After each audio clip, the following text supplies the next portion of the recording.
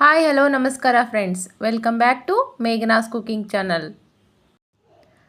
ನಾನು ತೋರಿಸ್ತಾ ಇರೋ ರೆಸಿಪಿ ಏನಪ್ಪ ಅಂದರೆ ಉತ್ತರ ಕರ್ನಾಟಕದ ಸ್ಪೆಷಲ್ ಶೇಂಗಾ ಹೋಳಿಗೆ ಅಂದರೆ ಗ್ರೌಂಡ್ನಟ್ ಒಬ್ಬಟ್ಟು. ಈ ಒಬ್ಬಟ್ಟನ್ನ ಹೇಗೆ ಮಾಡೋದು ಅಂತ ನೋಡ್ಕೊಂಬರೋಣ.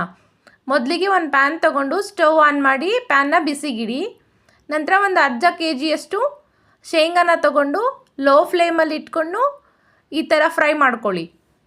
ಈ ಥರ ಫ್ರೈ ಆದಮೇಲೆ ಒಂದು ತಟ್ಟೆ ತೊಗೊಂಡು ಶೇಂಗಾನ ಒಂದು ಹಾಫ್ ಆನ್ ಅವರ್ ಆರಲಿಕ್ಕೆ ಬಿಟ್ಬಿಡಿ.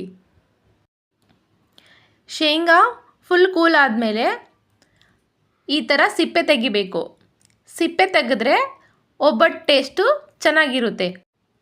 ಯಾರಿಗೆಲ್ಲ ಒಬ್ಬಟ್ಟು ಮಾಡೋಕ್ಕೆ ಬರೋದಿಲ್ವೋ ಅವರು ಮೊದಲೇ ಸಾರಿ ಶೇಂಗಾ ಹೋಳಿಗೆನ ಟ್ರೈ ಮಾಡಿ. ತುಂಬ ಈಸಿ ರೆಸಿಪಿ.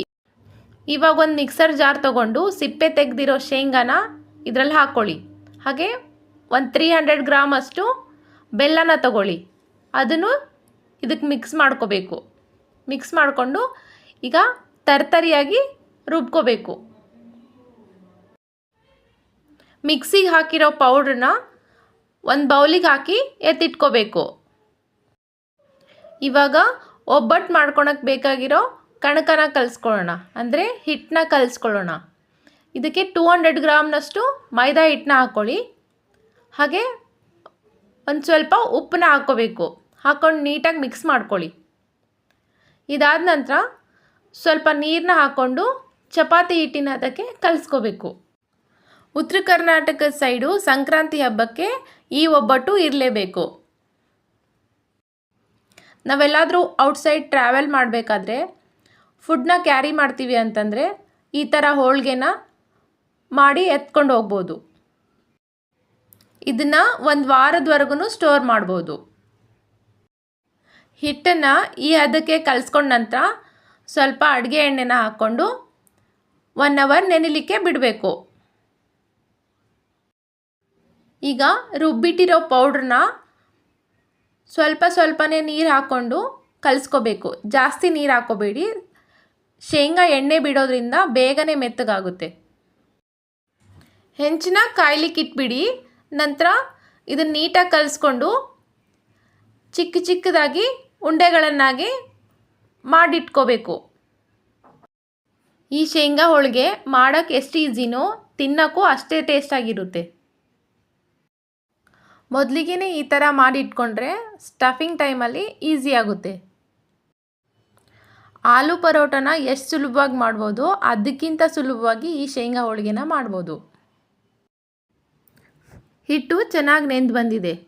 ಇವಾಗ ಒಂದು ಟ್ರಾನ್ಸ್ಪರೆಂಟ್ ಪೇಪರ್ನ ತಗೊಂಡು ಅದಕ್ಕೆ ಸ್ವಲ್ಪ ಎಣ್ಣೆನ ಹಚ್ಕೋಬೇಕು. ನಂತರ ಈ ಹಿಟ್ಟನ್ನ ತಗೊಂಡು ಚಿಕ್ಕದಾಗಿ ಲಟ್ಟಿಸ್ಕೋಬೇಕು. ಲಟ್ಟಿಸ್ಕೊಂಡ ನಂತರ ಉಂಡೆ ಮಾಡಿಟ್ಟಿರೋ ಹೂರಣ ತಗೊಂಡು ಇದಕ್ಕೆ ಸ್ಟಫ್ ಮಾಡಬೇಕು.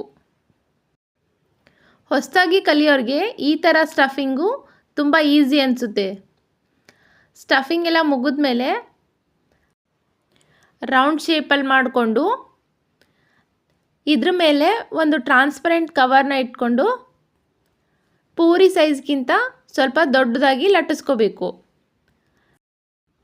ಈ ಹೋಳಿಗೆ ಎಷ್ಟು ತೆಳುವಾಗಿ ಲಟ್ಟಿಸಿದ್ರೂ ಹರಿದೋಗಲ್ಲ, ತುಂಬ ಚೆನ್ನಾಗಿ ಬರುತ್ತೆ.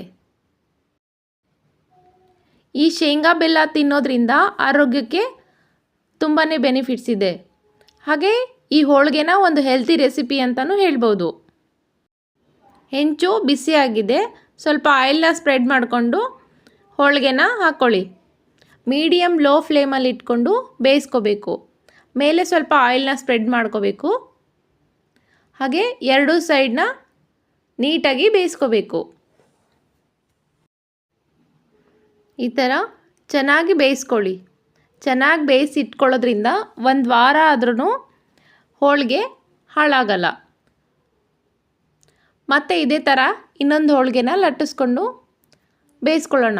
ಇದಕ್ಕೂ ಕೂಡ ಮೇಲ್ಗಡೆ ಆಯಿಲ್ನ ಸ್ಪ್ರೆಡ್ ಮಾಡಿ ಎರಡೂ ಸೈಡು ಚೆನ್ನಾಗಿ ಬೇಯಿಸ್ಕೊಳ್ಳೋಣ. ಇವಾಗ ಶೇಂಗಾ ಹೋಳಿಗೆ ರೆಡಿಯಾಗಿದೆ. ಉತ್ತರ ಕರ್ನಾಟಕದ ಈ ರೆಸಿಪಿ ನಿಮಗೆ ಇಷ್ಟ ಆಗಿದೆ ಅನ್ಕೋತೀನಿ. ಇನ್ನಷ್ಟು ಈ ಥರದ ರೆಸಿಪಿಗಳಿಗಾಗಿ ಕಮೆಂಟ್ ಮಾಡಿ ತಿಳಿಸಿ. ಹೀಗೆ ನಮ್ಮ ಚಾನಲ್ಗೆ ಸಪೋರ್ಟ್ ಮಾಡ್ತಾಯಿರಿ. Thanks for watching.